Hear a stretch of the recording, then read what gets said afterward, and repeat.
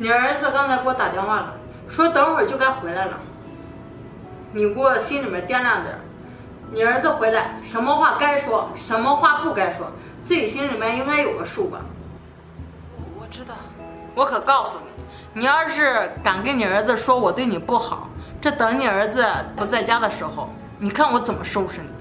我知道了，我都记住了。妈，小美。来妈，小白回来了。啊，回来了。啊，妈，这几天在家怎么样？挺好的。好，好我就放心了。你尽管放心，我把妈照顾得特别好。你看咱妈现在能吃能睡。是吗？嗯。大美，我这段时间真的麻烦你了。不麻烦，这咱们都是一家人嘛。这我平常不是给妈炖排骨汤，就是鸡汤、鱼汤。我还在家里面，我怕妈无聊，我还给她买些小零食，让她在家天天看电视。真的，大美，你可真是个好儿媳妇呀！我能娶到你，真是三生有幸。小白，你别这么说，这些都是我应该做的。儿子，你这次回来不走了吧？妈，我正想跟你们说这事儿呢。我这今天回来待不多长时间，明天就得走。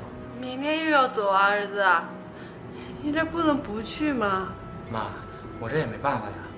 这刚才我回来去公司报道，这公司说又有个新项目，在其他地方需要我过去一趟。本来我也不想去的，可是领导对我说我对我一些信任的话，还说如果这件事我做得好的话，还准备给我升职加薪呢。妈，你看这也是个机会嘛，我想争取一下。可是妈想让你在家陪陪我。妈，这家里面不是有我的吗？妈，这就算小白不在家，我还是会把你照顾好好的。再说小白得工作，得挣钱呀，咱们得理解他。是啊，妈，你看我这次出差，又是经过把事办成的话，那我呢职位又升了一点，工资也高了一点，这样咱家这条件也能好一点嘛。行了，小白，你这出差几天，这回来也该累了吧？你在这儿好好歇着，我去给你做饭。行，麻烦你啊。妈，我还给你炖你爱喝的排骨汤吧。行，那我去做了。行，去吧。妈，哎，你吃啊。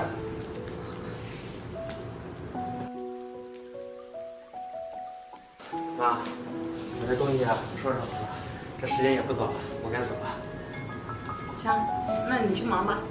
行，大妈，这段时间再继续麻烦你。说什么麻烦不麻烦的？那句话不见外了吗？对，行，那我走了啊。哎，妈，你这怎么还咳嗽啊？大美，你没带妈去看呀？我带妈去看了，那前一段时间都好了，这可能是这两天天气太热了，我怕我妈晚上睡觉会热，所以我给她开了空调，可能是又着凉了。是这样，大美，那以后的空调啊，尽量温度稍开高一点，咱妈这身体啊是受不了。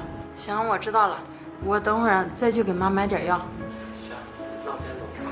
走吧，走吧。妈，走了啊。那我们就不送你了啊。行，不用送，你们坐这儿吧。